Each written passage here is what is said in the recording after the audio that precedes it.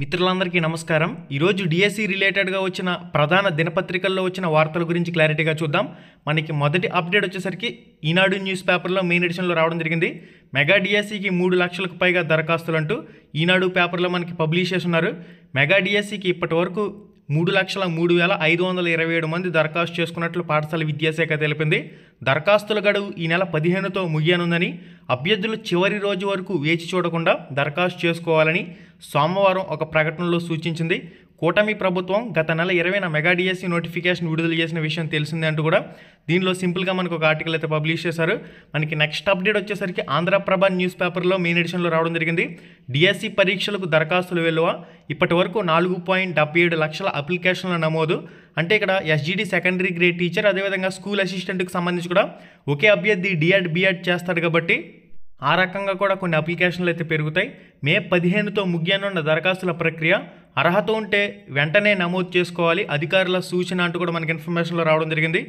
ఒకంత చూసుకున్నట్లయితే దరఖాస్తులు భారీగా తగ్గాయని చెప్పుకోవాలి। ఎందుకంటే టీచర్ ఎలిజిబిలిటీ టెస్ట్ టెట్ కొత్తగా రాసే అభ్యర్థులు కానివ్వండి, డిఎడ్ బిఎడ్ కోర్సులు కొత్తగా పూర్తి చేసే వాళ్ళు కానివ్వండి, గతంలో టెట్ క్వాలిఫై కాలేని వాళ్ళు కానివ్వండి, అందరూ కూడా డిఎస్సికి దూరం అవుతున్నారు। సోమవారం సాయంత్రం నాటికి 3,03,527 మంది అభ్యర్థులు వివిధ పోస్టులకు మొత్తం 4,77,879 మంది అయితే దరఖాస్తులు నమోదు చేసినట్లు పాఠశాల విద్యాశాఖ డైరెక్టర్ విజయ రామరాజు తెలిపారు। ఈ నెల 15వ తేదీ అనగా మరొక 2 రోజుల్లో ఆన్లైన్ దరఖాస్తుల గడువు ముగియనున్న నేపథ్యంలో అర్హత ఉన్న అభ్యర్థులు వెంటనే అప్లికేషన్లు నమోదు చేసుకోవాలని కోరారు।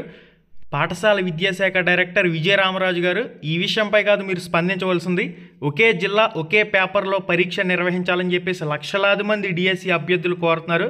మీరు దయచేసి ఒక జిల్లా ఒకే పేపర్ తెలంగాణలో ఏ విధంగా పరీక్ష నిర్వహించారు, ఒక జిల్లా అభ్యర్థులందరికీ ఒకే సెషన్లో ఒకే రోజు పరీక్ష నిర్వహించాలని చెప్పేసి కోరుతున్నారు। ఆ విషయంపై మీరు పత్రికా ప్రకటన విడుదల చేయండి। అభ్యర్థులందరూ ఒకే జిల్లా ఒకే పేపర్లో పరీక్ష నిర్వహించాలని చెప్పేసి కోరుతున్నప్పటికీ మీరు ఇంత మూర్ఖత్వంగా ఎందుకు ముందుకు వెళ్తున్నారు అనేది కూడా అభ్యర్థులందరికీ కూడా అర్థం కాని పరిస్థితి। ఒకే జిల్లా ఒకే పేపర్పై మీరు ప్రకటన చేయకపోతే మాత్రం అభ్యర్థుల నుంచి తీవ్ర స్థాయిలో వ్యతిరేకత తప్పదు। మే 15వ తారీఖుతో గడువు ముగియనున్న నేపథ్యంలో అర్హత ఉన్న అభ్యర్థులు వెంటనే అప్లికేషన్లు నమోదు చేసుకోవాలని కోరారు। చివరి తేదీ వరకు ఆగి ఇబ్బంది పడకూడదని సూచించారు। మే 15 వరకు వేచి చూసారంటే అక్కడ మీకు సర్వర్ ఇష్యూస్ కానీ ఏదైనా వచ్చిందంటే అసలే ఈ వెబ్సైట్ అంత దారుణంగా పనిచేస్తుంది అనేది కూడా అందరికీ తెలిసిందే। అందువల్ల ప్రతి ఒక్కరు కూడా ఇంకా ఎవరైతే అప్లై చేయలేదు వెంటనే అప్లై అయితే చేసుకోండి। రాష్ట్ర ప్రభుత్వం గత నెల 20వ తేదీన డిఎస్సి నోటిఫికేషన్ విడుదల చేసిన సంగతి తెలిసిందే।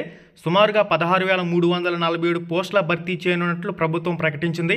అయితే అభ్యర్థుల పరీక్ష సన్నద్ధతకు 90 రోజుల సమయం ఇవ్వాలని ప్రభుత్వాన్ని కోరుతున్నప్పటికీ ప్రభుత్వం మాత్రం కుదరదని తేల్చి చెప్పిందంటూ కూడా ఒక పాయింట్లో మెన్షన్ చేశారు। అంటే ఇక్కడ ఎంత మూర్ఖత్వంగా ముందుకు వెళ్తున్నారు అనేది కూడా మీరు క్లారిటీగా అబ్జర్వ్ చేసుకోవచ్చు। 7 సంవత్సరాలుగా లేని డిఎస్సి నోటిఫికేషన్ ఇప్పుడు విడుదల చేయడం హర్షణీయం। అయితే ఇక్కడ ఒక 45 రోజుల సమయం అదనంగా ఇస్తే ఏం పోతుందనేది ఇక్కడ డిఎస్సి అభ్యర్థులకు అర్థం కాని పరిస్థితి। ఇక ఆన్లైన్ పరీక్షల నమోదు గడువు పెంచే అవకాశం లేదని స్పష్టం చేసిన నేపథ్యంలో అభ్యర్థులు త్వరపడి దరఖాస్తు చేసుకోవాలని అధికారులు చెప్తున్నారంటూ కూడా ఒక పాయింట్లో మెన్షన్ చేస్తున్నారు। ఇది గైస్ కంప్లీట్ సమాచారం। ఇంకా డిఎస్సికి సంబంధించి ఎవరైతే అప్లై చేయలేదు వెంటనే అప్లై అయితే చేసుకోండి।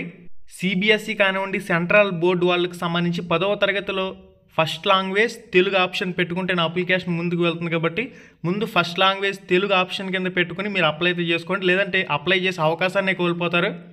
3,03,527 మంది అయితే దరఖాస్తు చేశారు। అందులో మళ్ళీ TGT, PGT, trainer graduation teacher, post graduation teacher, school assistant అదేవిధంగా ఎస్జిటి ఒకే అభ్యర్థి మళ్ళీ డిఎడ్ బిఎడ్ 2 కోర్సులు కూడా చేసి ఉంటాడు। అందువల్ల ఒకే అభ్యర్థి 4 రకాల పోస్టులు కూడా అప్లై చేస్తాడు। ప్రిన్సిపల్ పోస్టులు కానివ్వండి, టీజీటీ, పీజీటీ కానివ్వండి, స్కూల్ అసిస్టెంట్ కానివ్వండి, ఎస్జిటి కానివ్వండి, ఈ విధంగా 4,77,879 దరఖాస్తులు అయితే నమోదు చేసినట్లు పాఠశాల విద్యాశాఖ ఇక్కడ మనకి ఈరోజు పత్రికా ప్రకటనలో విడుదల చేసింది।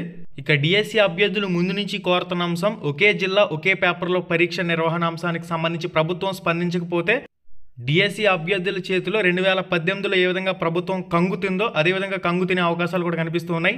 ఆదివాసీ స్పెషల్ డిఎస్సిపై 15లోగా స్పష్టత ఇవ్వాలంటూ లేని పక్షంలో ఉద్యమాన్ని ఉధృతం చేస్తామని ప్రభుత్వానికి సాధన కమిటీ అల్టిమేటం ఇక్కడ ప్రజాశక్తి పాడేరుకు సంబంధించిన ప్రత్యేక కథనం అయితే ఇది।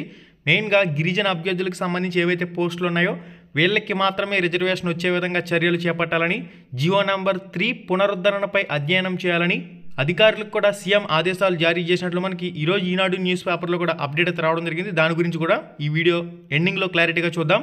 మనకి నెక్స్ట్ అప్డేట్ వచ్చేసరికి కర్నూలు జిల్లాలో డిఎస్సి అభ్యర్థులు అదేవిధంగా డివైఎఫ్ఐ ప్రధాన నాయకులు కలిసి డిఎస్సి పరీక్షలు అనేవి ఒకే జిల్లా ఒకే పేపర్లో నిర్వహించాలని, పరీక్షలకు తగిన ప్రిపరేషన్ సమయాన్ని పొడిగించాలని, దాంతోపాటుగా వయోపరిమితిని 47 సంవత్సరాలకి పొడిగించాలని కొన్ని ప్రధానమైన డిమాండ్లను రాసి వినతిపత్రం రూపంలో కర్నూలు కలెక్టరేట్ కార్యాలయంలో అందజేశారు. మెయిన్గా ఒకే జిల్లా ఒకే పేపర్ ఉండాలని, ప్రిపరేషన్కి అభ్యర్థులకు తగిన సమయం ఇవ్వాలని, వయోపరిమితిని 47 ఏళ్లకు పొడిగించాలని, వెబ్సైట్లో ఉన్న సాంకేతిక సమస్యలను తొలగించాలని వినతిపత్రంలో మెయిన్గా మెన్షన్ చేశారు. దానికి సంబంధించిన వివరాలన్నీ కూడా మీరు స్క్రీన్ మీద చెక్ చేయొచ్చు. ప్రభుత్వం నుంచి మాత్రం ఎటువంటి స్పందన లేదు. పాఠశాల విద్యాశాఖ అధికారులు మరీ మూర్ఖత్వంగా ముందుకు వెళ్తున్నారు. మనకి నెక్స్ట్ అప్డేట్ వచ్చేసరికి తిరుపతి కలెక్టరేట్లో డిఎస్సి నిరుద్యోగ అభ్యర్థులు దాంతోపాటుగా డివైఎఫ్ఐ ఆధ్వర్యంలో ఇక్కడ కలెక్టర్ గారికి వినతి పత్రాన్ని అయితే సమర్పించారు.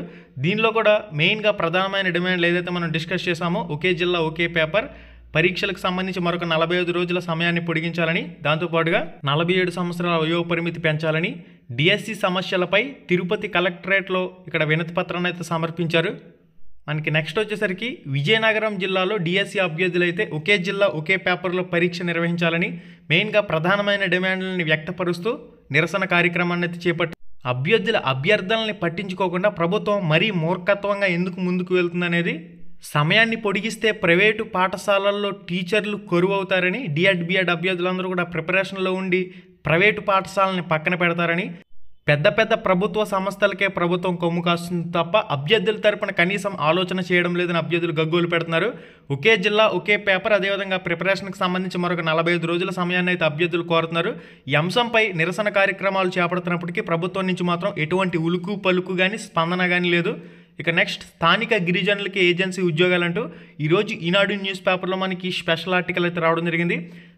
దానికే కట్టుబడి ఉన్నాం, జీవో నెంబర్ 3 పునరుద్ధరణకు చర్యలు, సుప్రీంకోర్టు ఆదేశాలు పాటిస్తూ గిరిజనులకు న్యాయం చేస్తామంటూ కూడా ఏజెన్సీ ప్రాంతాల్లో ప్రభుత్వ ఉద్యోగాల్లో స్థానిక గిరిజనులకు 100% రిజర్వేషన్లు కల్పనకు ఉన్న అవకాశాలు, చట్టపరంగా ఉన్న వివిధ అనుకూలతలు, అడ్డంకులపై చర్చిస్తున్నామన్నారు. ఈ సందర్భంగా ఆయన మాట్లాడుతూ 1986లో వచ్చిన జీవో ప్రకారం ఏజెన్సీ స్థానిక గిరిజనులకు ఉపాధ్యాయ ఉద్యోగాల్లో 100% రిజర్వేషన్లు తెచ్చామని, దీనిపై న్యాయపరమైన చిక్కులు రావడంతో 2000 సంవత్సరంలో జీవో నెంబర్ 3ని తెచ్చామన్నారు. ఈ జీవో నెంబర్ 3కి సంబంధించి కూడా మనకి ఇన్ఫర్మేషన్ అనేది మీరు స్క్రీన్ మీద చెక్ చేయొచ్చు. జీవో నెంబర్ 3పై కొందరు కోర్టును ఆశ్రయించగా ఈ ఉత్తర్వులను 2020లో సుప్రీంకోర్టు రద్దు చేసింది. గత ప్రభుత్వం రివ్యూ పిటిషన్ వేయడంలోనూ తీవ్ర నిర్లక్ష్యం చేసింది. ఈ కారణంగా గిరిజనులు జీవో నెంబర్ 3 ద్వారా పొందే లబ్ధిని కోల్పోయారు. స్థానిక గిరిజనులకే ఏజెన్సీ ఉద్యోగాలకు సంబంధించిన కంప్లీట్ సమాచారం అంతా కూడా ఏ విధంగా రావడం జరిగిందనేది మీరు స్క్రీన్ మీద చెక్ చేయొచ్చు. అందరి అభిప్రాయాలు తీసుకోవాలి, ఏ ఒక్క అవకాశాన్ని వదిలిపెట్టమంటూ కూడా దీనికి సంబంధించిన కథనంలో పబ్లిష్ చేస్తున్నారు. ఇది గైస్ దీనికి సంబంధించిన ఇప్పటి వరకు సమాచారం. మరింత అప్డేట్ ఇన్ఫర్మేషన్ అది ఎప్పటికప్పుడు మన ఛానల్ ద్వారా మీకు అందుతూనే ఉంటుంది.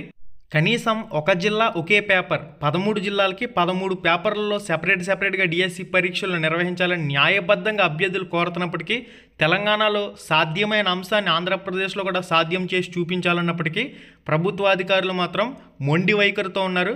తస్మాత్ జాగ్రత్త, డిఎస్సి అభ్యర్థులతో పెట్టుకోవద్దు. 7 సంవత్సరాల తర్వాత వచ్చిన డిఎస్సి నోటిఫికేషన్ ఇది. ప్రజలందరూ కూడా చాలా శాంతియుతంగా ఉన్నారు. వాళ్ళని రెచ్చగొట్టే విధంగా ముందుకు వెళ్ళొద్దు.